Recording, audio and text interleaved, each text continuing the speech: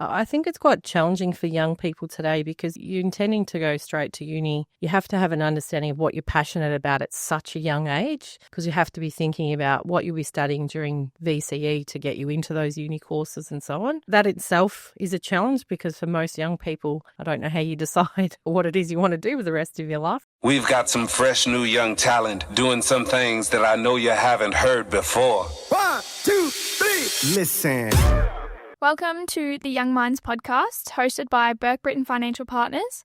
This podcast helps young adults build confidence and clarity when it comes to money, empowered by youth, inspired by experience. We know that navigating the world of finance in your late teens to 20s can feel overwhelming, whether it's understanding your first pay slip, learning how to invest, managing student debt, or just trying to save without missing out on life. Because believe it or not, it is actually possible. That's why this podcast is here, to make finance more accessible, more understandable, and way more relevant to your life right now. Each episode will break down key financial concepts, give you practical tips you can actually use, and have real conversations about money. From budgeting and credit scores to purchasing your first home, we'll cover it all. As university students coming to the end of our degrees, we created this podcast not because we have all the answers, but because we're asking the same questions you are. Each episode will be accompanied by a qualified financial advisor from the Burke Britton Financial Practice to provide insight and guidance in the topics to come. No confusing words, no lectures, just honest insight to help you make smarter money moves now and in the future. So whether you're studying, working, or figuring things out, you're in the right place. Accompanying us today is Delta, a qualified financial advisor here at Burke Britton. Welcome, Delta. Thanks, Daniel and Bridie. Thanks for having me on, and congrats on your first episode. It's great to see that you're taking the initiative to educate our young people and increase their financial literacy. So maybe tell us a bit about yourself. You're a qualified financial advisor here. Tell us a little bit about your story. Yeah, no worries. Thanks, Daniel. My story is probably a little bit different to Jay's, reflecting on your first podcast last week. I finished schooling and expected that I was going to go into some form of tertiary education straight out of high school. And it just turned out that didn't happen. So I had a couple of years where I didn't really know what I wanted to do. I started in some different roles around sort of traineeships in retail. And ultimately I started working in an accounting practice. I was in the accounting practice for 4 years, so I had some really good exposure to sort of tax and accounting work. And that really shaped my thoughts around the fact that I wanted to help people. I attended a presentation that coincidentally Peter Burke, the founder of Burke Britton, presented at with a couple of other advisors. And when I saw them speak, I was so motivated that I could see that you could help people in this profession and you could be really proactive. So certainly not a slur on accountants, but I felt that we had an opportunity to really be proactive in helping people solve either money problems or opportunities that they had. So yeah, got a foot in the door at Burke Britton in a reception role. And here I am 20 plus years later, 3 kids later. I've worked through all of the professional university qualifications, and you never stop learning. So I'm always looking for ways to hone my skills. Thank you. So by the sounds of it, you started the work before you actually did the study. So you went back. Is that right? Yeah, exactly. Yeah. So as I said, I started here in reception, but I wanted to be a financial planner at that stage. I think it took me from sort of the day that I started here about 17 years before I had all of my qualifications, 3 kids later, and I was ready to go. And I was always encouraged and mentored and supported in that period of time to sort of take that next step. But I was keen to sort of have some life experience under my belt to be in a really good position to support our clients. Mm-hmm.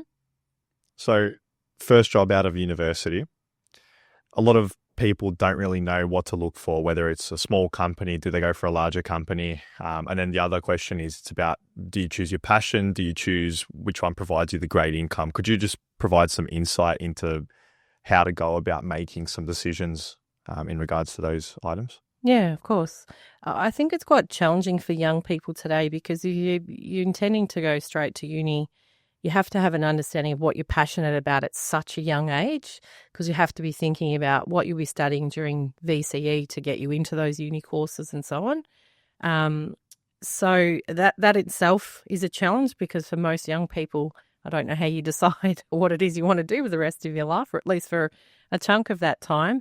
So I think if you can be very broad with your studies and not close any opportunities off. If you're thinking, oh, it's finance, but I'm not sure if it's accounting or if it's financial planning, or I like analytics, for example, just try and be very broad until you have a really good understanding of what you might like to do in the future. As far as sort of opportunities out of university, I'd actually say it's opportunities while you're still at uni for things like internships.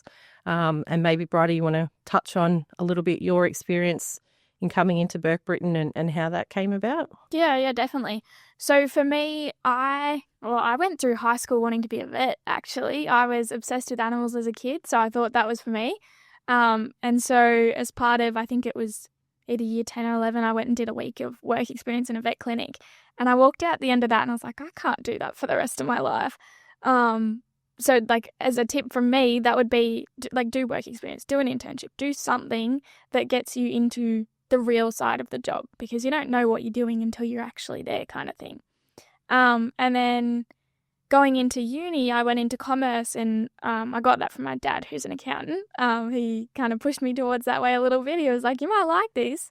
And I was big numbers kid as well, like loved maths going through high school. But yeah, so going into my degree, I was pretty set on accounting. And then I did a little bit of work in it and found out about financial planning. And then about a week later was when the Burke Britton Open Day popped up. And I was like, okay, well maybe I'll go and have a run and see what it's like there. And came along here, asked the questions I wanted to know, met all the people, like lovely, lovely place. And it was like perfect timing for me to figure out, that works for me. And then coming out the back of that, got asked for an interview kind of thing. And then, yeah, that's history. Still here and still loving it. But yeah, like for my experience, it is take those opportunities. It is take advantage of what comes your way at different times. Like it may not seem like the perfect time, but like everything works out in the end. And if you said no to something like that, you could be missing out on the best thing that happened to you, kind of thing. Yeah. So, Bridie, for our listeners' benefit, is there another opportunity for them to do things like that at Burke Britton? There sure is, actually. We've got another open day coming up in about 3 weeks' time on the Monday. So, yeah, if you're interested, let us know. You reach out to the practice and we can jot your name down and you can find out what we're all about. Daniel, maybe this is a good opportunity for you to maybe explain a little bit around your intro to the business. I know you've done a separate podcast, but maybe you could just summarise for our listeners. Yeah, I definitely agree with Bridie. Work experience, internships, all that sort of stuff. It's very beneficial. I didn't know that I wanted to become a financial planner until I began at Burke Britton through that internship. You get exposed to the field. You start to see what they really do, and that's the best way to learn. So definitely put yourself out there. Even just email a practice, ask them, can I do a couple of weeks here, even over the summer, even if it's not related to your uni. You just want to just get an insight into what something's like. If you're thinking about a career, definitely. But yeah, so with my path, I ended up getting in contact with Burke Britton. And yeah, as soon as I got the internship, loved it, got offered the full-time role and haven't regretted it since. It's been a great experience. Yeah, and I think from our perspective, we're always on the lookout for talent to join the team.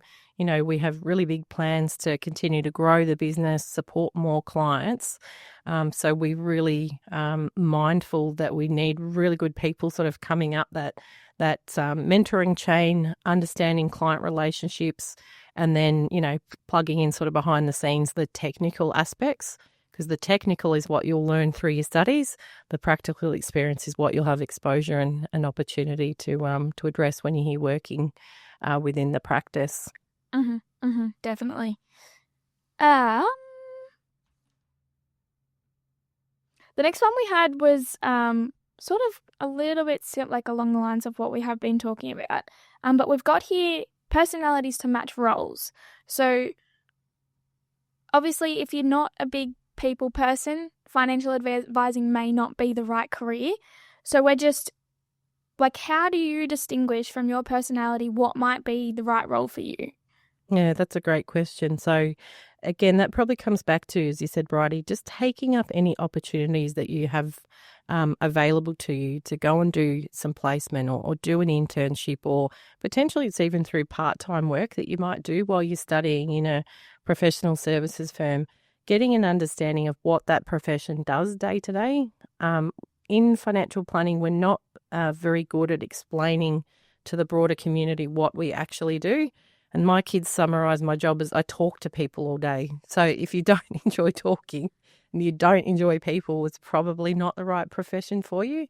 However, that said, there are absolutely roles that are more technical nature. A role which we call a paraplanner, which probably most people have never heard of, they actually produce the formal written advice documents. So you might love the technical aspects of financial planning, but not be client facing all day, every day. So there's absolutely still opportunities within the profession, but that's ensuring that any role is right for you, and potentially that role might simply be a stepping stone to something else in your career progression. So again, just take up every opportunity that's in front of you to make connections and grow your skill set.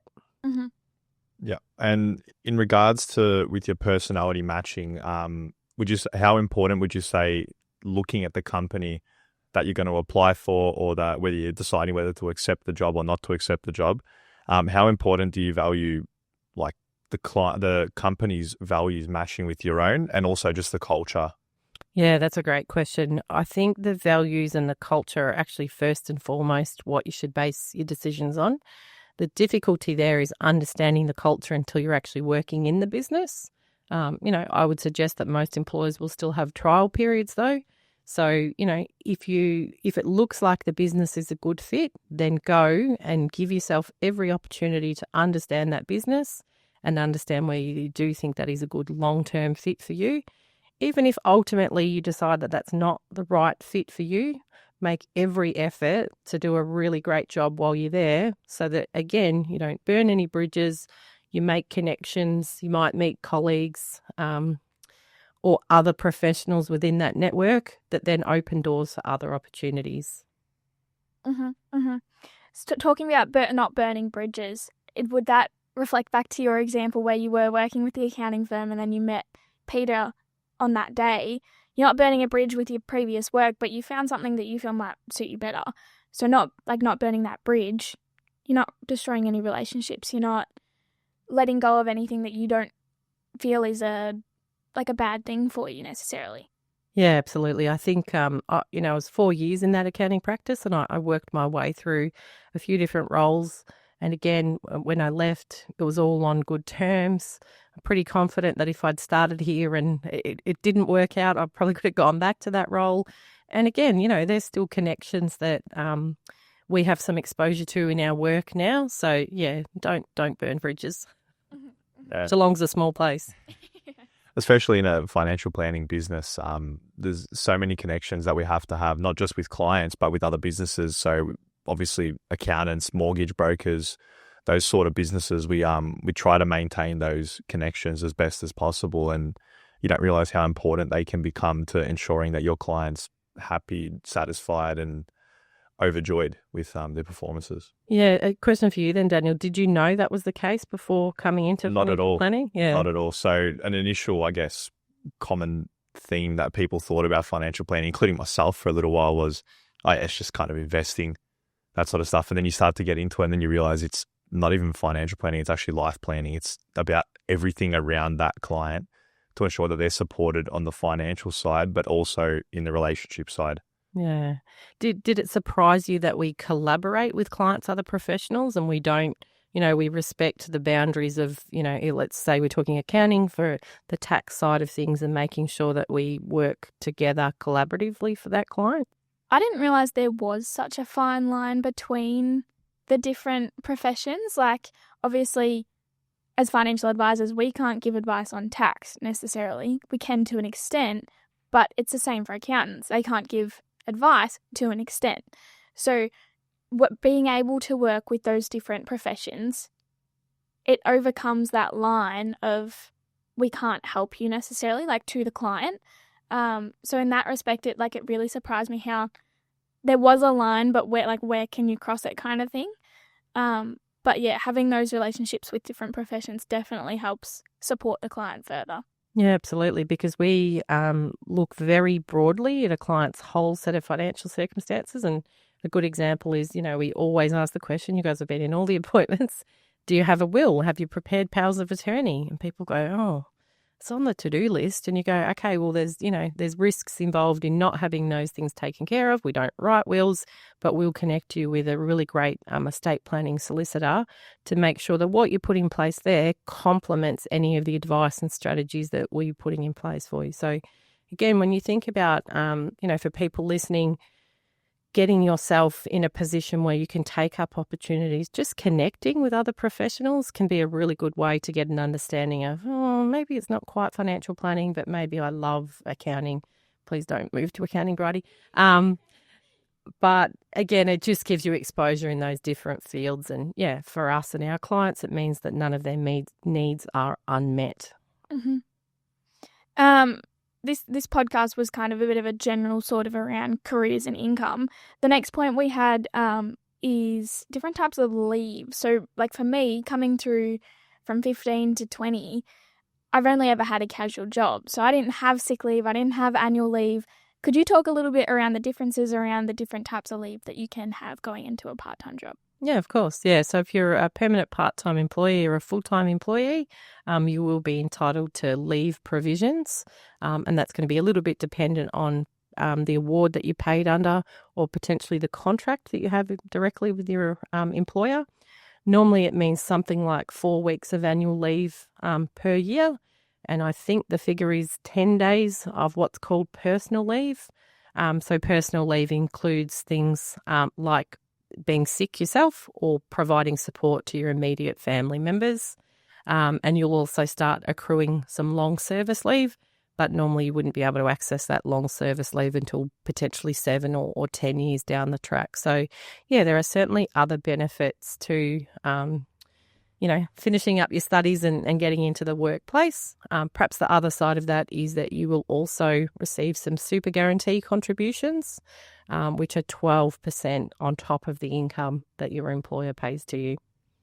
Yeah, thanks for that, Delta. Great insight. Going back to your careers, so looking for room, I guess, in growth and development in a job that you're looking for. How would you go about looking for that? Kind of what to look for, I guess. Obviously, is there personal growth? Is there an income growth in a job? Is there a professional growth in terms of job status, a pathway to a higher position? How would you go about that? Yeah, it's probably fair to say for most people who are exiting tertiary education, they are keen to grow and learn in their roles. So if you can find a workplace or an employer that's going to give you opportunities, you might start as an entry-level position, but if you have opportunities to move up the career ladder, generally once you have more responsibilities, you have more income and so on. So yeah, that's probably finding an employer who'll be open to providing you with those opportunities. But in any workplace, you have a chance to hone your skills and continue to learn. So any chance that you have to step up and do something maybe that's just outside of your comfort zone, because that's where we learn when we're out of our comfort zone. Again, I'll just say take up those opportunities, and whether that gives you the ability to advance your career, generate some more income from the work that you're doing, and just, continue to develop your skills. Mm-hmm, mm-hmm. And then building off stepping out of your comfort zone to learn, we've also got here, it's important to have support and training, especially going into a new job. You're not going to know everything. Uni's great, but it doesn't necessarily teach you the hands-on side of different practices, especially in a role as a financial advisor. Yeah, I'm learning the concepts at uni, but putting them into practice is so different. As a first professional job, having that sort of support and training, is that important? Is that needed? Yeah, absolutely. I'd say to you that if you're in a position to identify someone in your workplace who you could see could be a mentor for you, just go and ask them the question. And it doesn't have to be anything, overly formalized. It could just be that you've developed a particularly good working relationship with someone in your business, and you just say to them, every Friday afternoon, can I have 15 minutes of your time? I just want a trusted person who I can go to for feedback, that can give me support and learning, so that I can continue to develop my skills. I was very fortunate in this business that, predominantly Peter took on that role for me. It was unofficial, but he absolutely took on that role. And I'm sure you've had that same experience with him, where he will take time to ensure he explains things, that you understand them, because ultimately we understand that as the young people in our business coming through, once you understand those things, you're so much better placed to, have that experience and skill set under your belt to assist our clients. So, yeah, my advice for young people listening is try and find yourself a mentor. So a lot of people coming out of university or might still be in university looking at accepting either part-time, full-time jobs. Prior to that, they may have been working casual. So they never really had reviews. There's not really much feedback. It's just kind of go to work, do the job, go home. So a lot of reviews now and targets and goals consist of KPIs.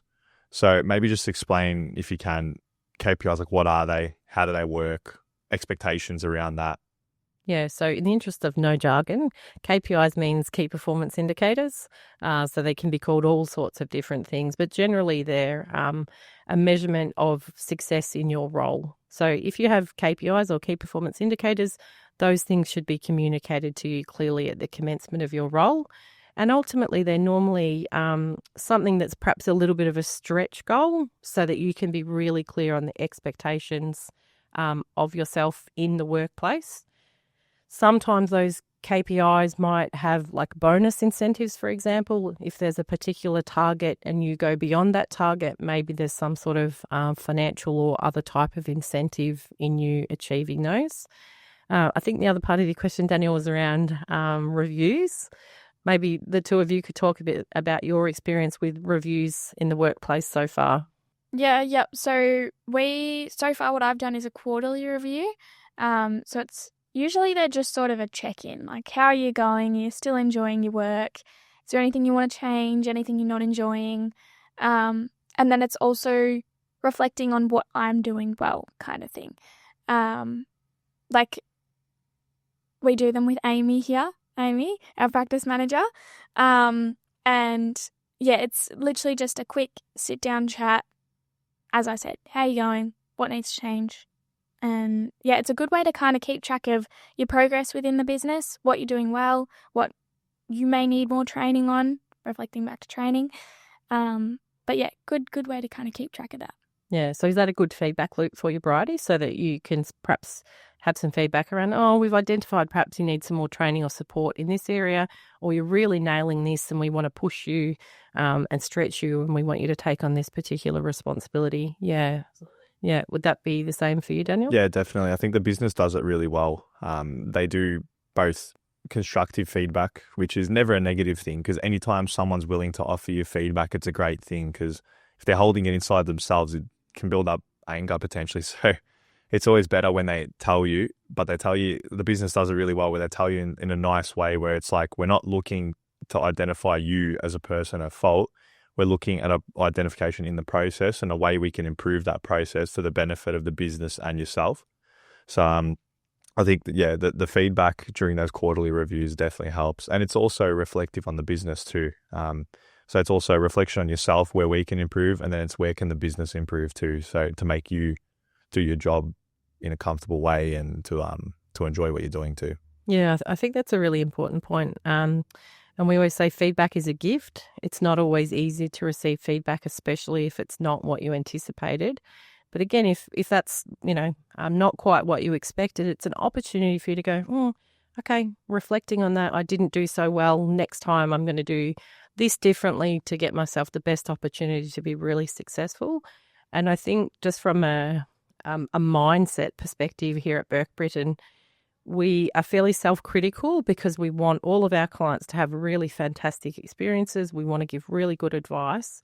So where our team members see gaps in processes, for example, Daniel, we always encourage you to come to the table with the identification of this is not quite working, and I think this is how we can improve it. So, yeah, that sort of ties into, reviews around yourself as an individual and the business as a whole.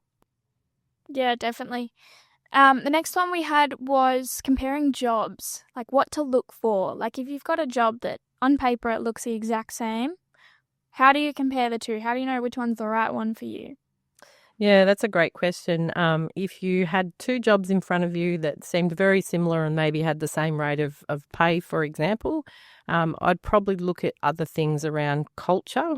What's the culture in those respective businesses? What's the opportunity for career growth and progression?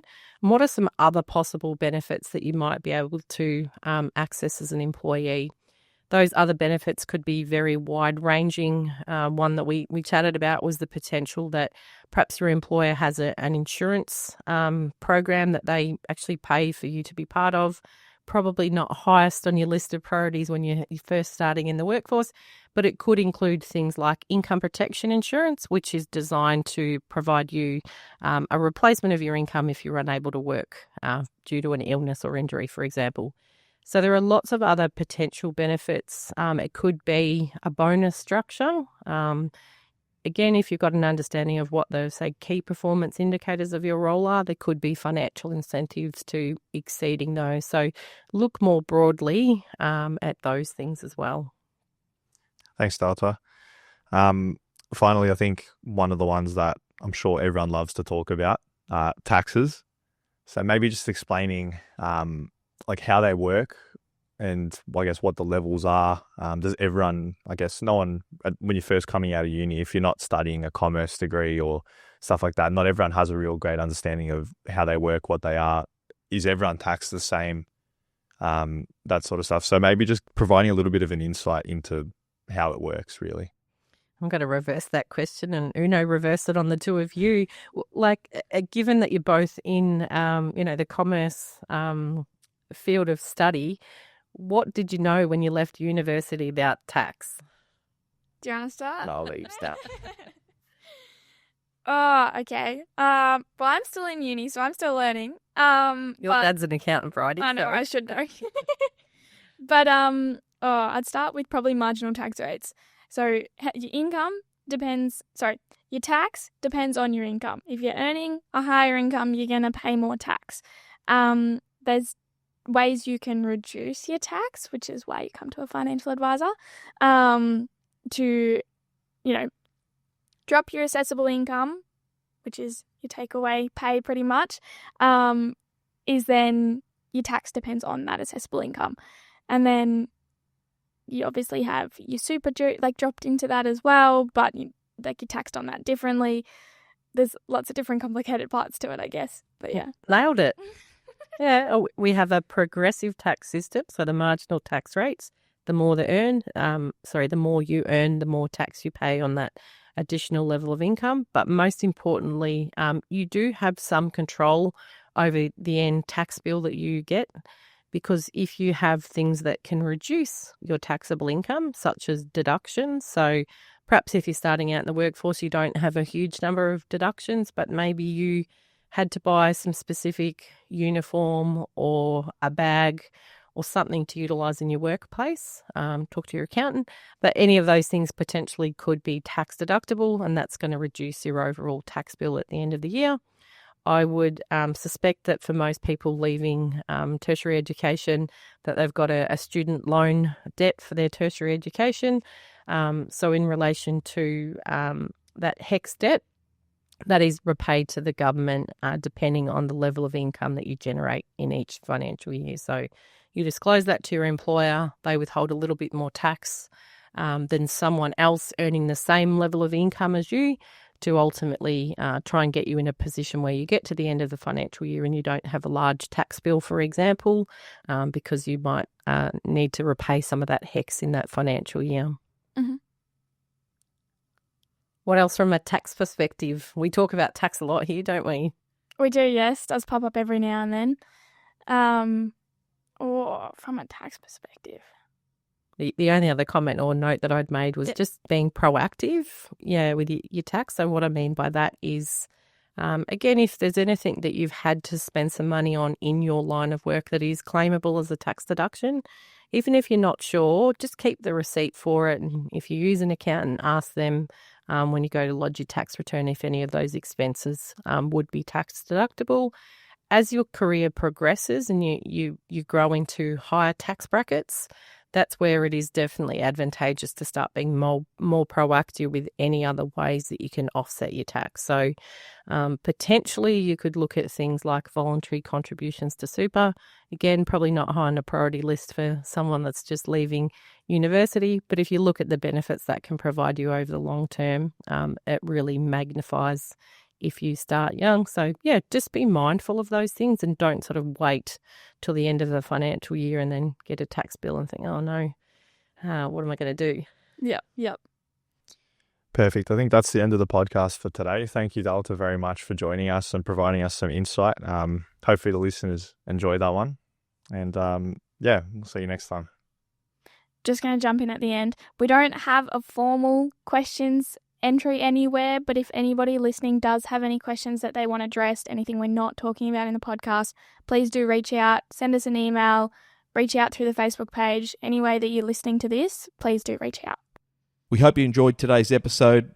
If you're keen to understand more about how financial advice could benefit you, follow us on Instagram, Facebook and Twitter at Burke Britton FP or Google Burke Britton Financial Partners. Check out our client reviews, testimonials, and make a time to meet one of our certified financial planners by clicking Book Now on our website. Thanks for listening. Any information contained in this podcast is of a general nature only. No account was taken as to the objectives, financial situation, or needs of any particular person. Therefore, before making any decision, listeners should consider the appropriateness of any information with regard to their particular objective, financial situation, needs, and seek independent advice from a licensed professional specific to their circumstances. All right, hit it. That translates to don't be a moron and act on what some random person says on a podcast. Take personal responsibility, do your homework, ask questions, and speak to an actual human that knows what they're talking about before you do anything. PP Financial Solutions Proprietary Limited, trading as Burke Britton Financial Partners, are authorised representatives of AMP Financial Planning Limited, AFS, licence number 232706.